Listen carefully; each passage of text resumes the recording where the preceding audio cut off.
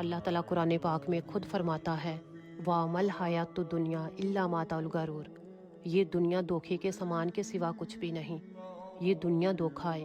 اللہ تعالیٰ خود فرما رہا ہے کہ یہ دنیا دھوکے کے سامان کے سوا کچھ بھی نہیں۔ آج ہم جس مٹی کے اوپر ہیں کل کو ہمیں اس مٹی کے نیچے بھی جانا ہے، تو ہمارے لیے یہ ضروری نہیں ہے کہ ہم دنیا کے پیچھے دنیا کو راضی کرنے کے لیے چلیں۔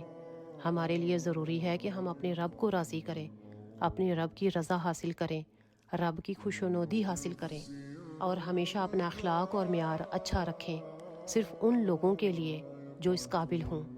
اور جو شخص اللہ تعالیٰ کو یاد کر کے روتا ہے اللہ تعالیٰ کی وہ رضا بھی حاصل کر لیتا ہے، آخرات میں وہ کامیاب ہو جاتا ہے۔